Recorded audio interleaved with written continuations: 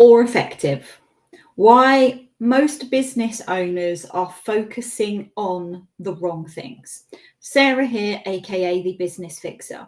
Now, I know that you always begin your day with the best of intentions, a clear to-do list, a handful of high priority tasks that you must get done. You're focused, ready, and determined.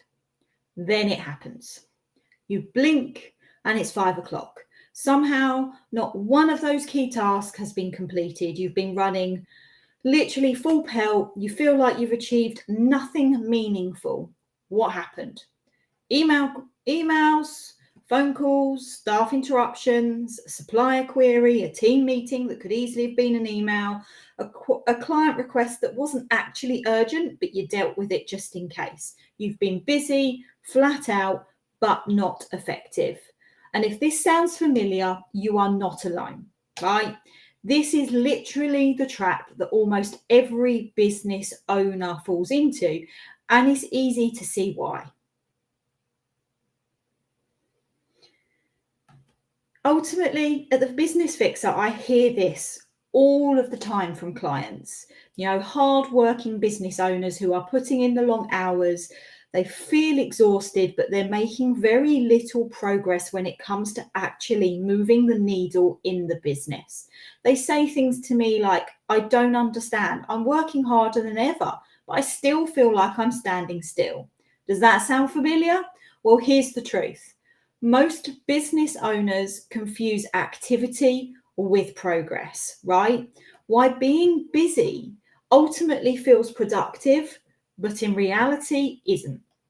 In this modern world, we are now rewarded with responsiveness. We always have our phone in our hand, and we've always got our emails in the background and they're pinging. It makes us feel competent and confident and in control, right? We've been conditioned to believe that the faster we reply, the better we're doing. And when you're the business owner, it's easy to fall into the trap of doing everything for everyone just to keep the wheels turning. But reacting to whatever's loudest doesn't move your business forward. It just keeps you stuck in survival mode. You're working in the business instead of on it. Does this sound familiar? You're spending that precious time on the urgent, not important, and every day that passes that chips away at your freedom, your focus, and your growth. And it's time to make a change. And what is really, the real cost of staying in this busy mode? Let's be honest. Busyness often feels like a comfort zone. When we're constantly responding to things, it feels like we're being useful. But over time, the cost is absolutely massive. Why? What happens? You lose the clarity and direction in terms of where the business is supposed to be headed. You lose that vision that you had. You never get around to the strategic things that actually is going to move the needle and drive that long-term growth. You become the bottleneck in your own business. Your team stays dependent on you for all decisions rather than being able to use their initiative and actually get things done that you don't necessarily need to get involved in. You burn out mentally and emotionally. And perhaps, and this is the most dangerous one, is you stop believing there's any other way to run your business.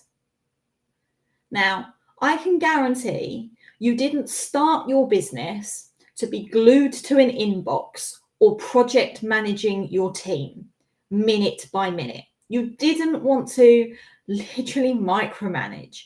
You started this business for freedom, fulfillment, and to give you the flexibility to potentially spend time with your family. And you're probably at this point where you're spending less time with your family than what you had been before. But somewhere along the way, those goals just literally got buried under admin and noise. But there is another way, okay? There really is another way. So how do we shift the gears? How do we make this change? The key difference between business owners who move the needle and those who stay stuck. It's your intentionality. And what do I mean by that? Effective business owners don't necessarily work harder, but they work smarter with boundaries and clarity. You are setting your intentions. They know exactly what matters most in their business. They schedule time to work on those priorities. They protect their time from distractions. They delegate properly and let go of perfectionism. I know you guys are out there where you want everything to be perfect. There's no such thing. Say no to that don't move them forward.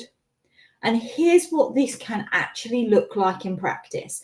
And I really want you to listen up here, because I really want you guys to implement this system, because it will make a massive difference to your business. It actually starts to move the needle. And I know that these things are not easy to change, and because you have got into the habit, and habits take time to adjust. But even if you can start doing one of these steps, hopefully it will make that change that you need in your business so that you get that freedom back. So step 1, get clear on what actually matters, right? So this is one of the most powerful tools that I can recommend, and it's called the Eisenhower Matrix.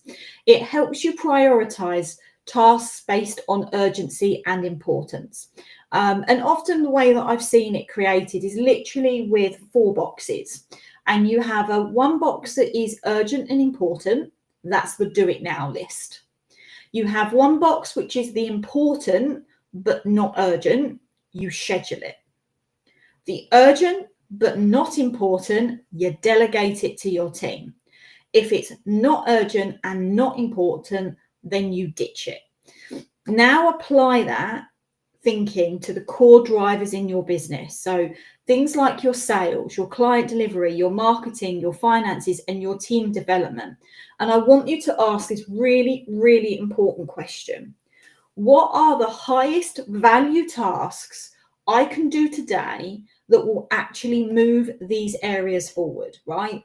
Because these areas are the important bits. In essence, this actually ties nicely into, the Business Fixer Toolkit, where I talk about the business planning, which is, the planning how you're going to actually get, to your goals and setting your goals. In terms of the financial bit, making sure you're on top of the finances, your marketing, and your sales, and obviously tying into the customer journey and the client delivery comes into that. And then you have the leadership and mindset, and that ties into also your team development. So these are all the things that I work with my clients on, and I want you to be looking at these key areas and really looking at what are the highest value tasks you can do, right? Once you're clear on that, it becomes much easier to ignore the noise, or at least delay it to a more appropriate time. Yeah? So hopefully that's helped. Okay, now what we need to be looking at is step 2. Okay? So step 2 is stop doing what you shouldn't be doing. You know that you are doing things that you should not be getting involved in, right? The hard truth is, if your business can't run without you answering every email, every client query or phone call, you don't have a business, you've built a job for yourself. Really listen to that, okay? So being effective means letting go of the tasks that don't belong to you. It means that you have to trust your system. So if you haven't got those systems in place in the first place, you and I need to have a conversation. You need to trust your people. If you've recruited right, these people have actually got amazing skill sets that can take this stuff off you. You have got to trust them to be able to do their jobs. And you've got to be willing to not be involved in every single decision. So train your team properly, document your processes, use tools to automate repetitive tasks, and stop being the default go-to for everything. You don't need to be. You are the visionary of the business. Your job is to steer the ship, not to row every oar. Really let that sink in. Step 3, protect your time. And this is a strategy I used when I was running my law firm, and I still use it today. And I call them power hours. No, it's not the one-to-one coaching kind that I offer, where it's the 1 hour, one problem, one solution. No, I'm not talking about that. What I'm talking about is an hour, a protected hour in your day, where you focus fully on a high value task with 0 interruptions. And when I mean 0 interruptions, I mean that your team know that they do not contact you unless the building is on fire. They do not disturb you under any circumstances. Yeah. And you choose that one thing that you know will move your business forward, something strategic, creative, or operationally essential that is actually going to start moving that needle. Then you block out that hour, you switch off your notifications, so it's no texts, no notifications, your phone is turned upside down, your emails, you turn your email notifications or close your email down, and you just literally crack on, right? And when I was pulled in every direction, when I had my law firm, whether it be team issues, client work, court deadlines, this one tactic really helped me to take back control, and it works. But you have to commit, you have to pick the task, you have to protect your time, and you have to honor the boundary. And you need to be crystal clear with your team that there is no deviation away from this power hour.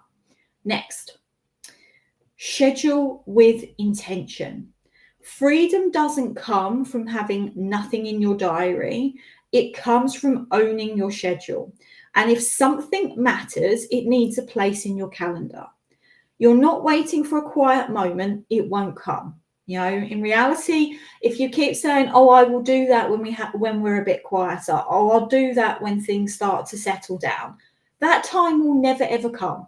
Right? So instead, you need to block out that time for your marketing, for your finances, for your team development, or for strategic work that's actually going to be growing the business. Set appointments with yourself and stick to them.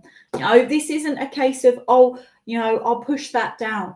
For example, one of the things I often say with marketing and sales, you should be doing at least 40% of your time, if not 60% of your time. It actually should be more on the marketing and sales than it should be on your client delivery. And I can guarantee that none of you are doing that, because most of the time when I am speaking to clients, they are barely doing 10% because it's all client delivery. And it's like, you've got to make sure that you are not in a feast and famine cycle. You need to make sure that you have got a consistent lead flow and a consistent sales pipeline. And the only way that you do that is that you have a literally set times where you are doing your marketing and sales, and you're doing it every single time and not changing regardless of what else is going on. Now, let's talk email. And this is one of the biggest drains for business owners. I can guarantee that many of you check your emails constantly. You're never really truly present in anything. You're always half in, half out. So here's the rule that I share with my clients. Check your emails 3 times a day. Turn the notifications off. I don't, on my email, I do not have the notifications pinging up on my screen, which tells me when somebody's emailed me. I don't want that. I don't even on my phone have that. I literally have to go into my emails intentionally on my phone to be able to read them. And what you need to do is you check your emails no more than 3 times a day. Once in the morning, once around lunchtime, and once before the end of your workday, right? If it's urgent, they will contact you. Everything else can wait, right?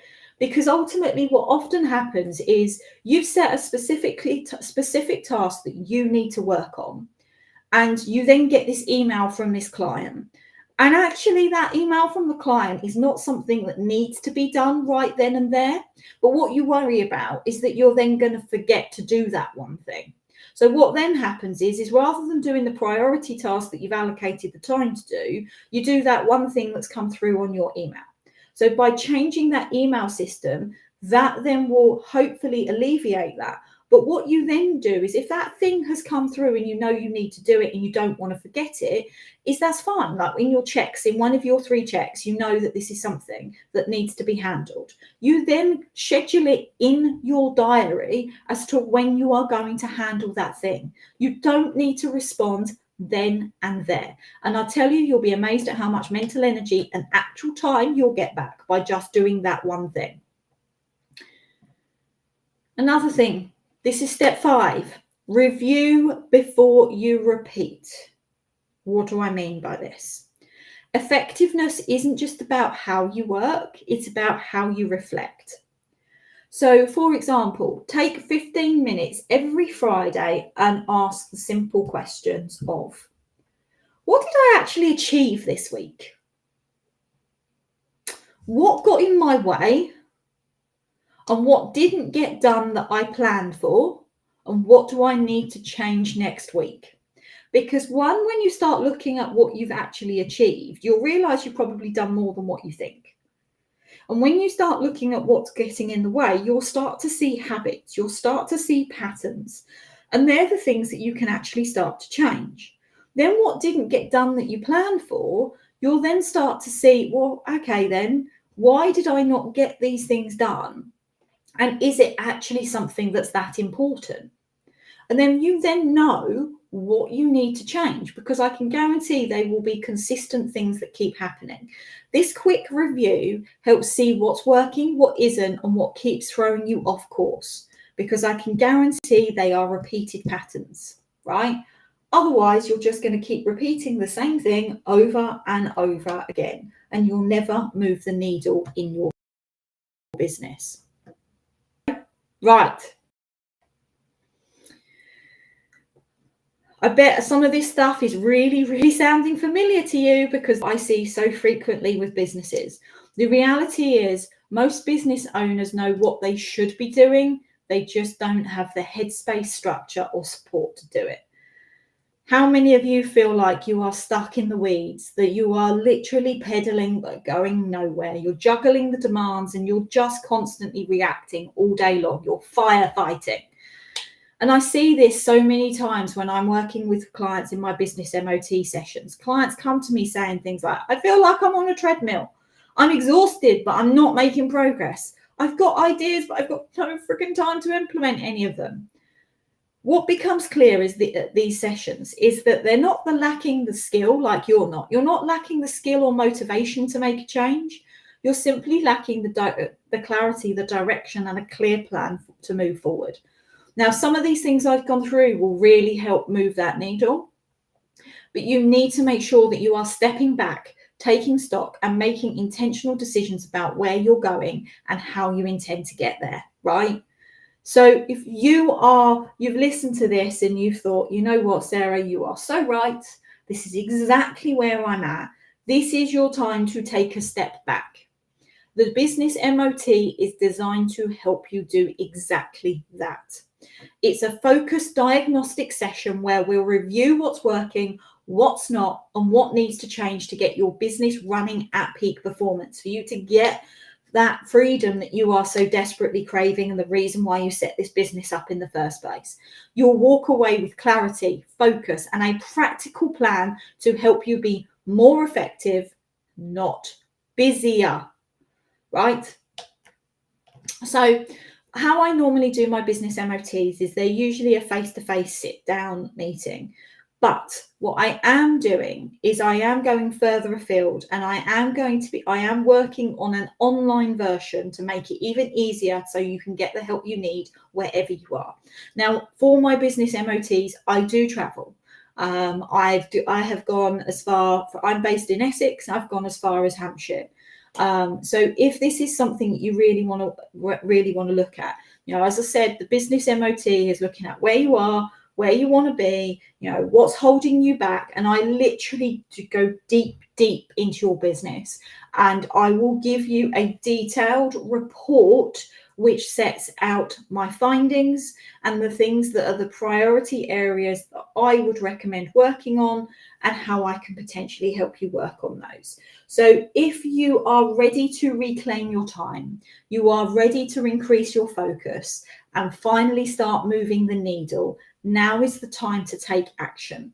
You'll see across the screen the link that you need to put in, the web address to book in your business MOT. Or if you just literally want to comment on the post MOT, if you're interested in potentially undertaking the online version, then please do let me know. But one thing I want you to remember, being busy isn't a badge of honor. It's a sign that something needs to change, and that change starts now. So thanks guys for listening. I really hope you've got some real benefit from today's session. It's something that is such an important part of business, and it's why you're not moving forward. And none owners are in exactly this. So I will see you again all next week, and don't forget to follow me on all of the channels and make sure you get yourself booked in to the Business MOT. Speak soon. Take care, everyone.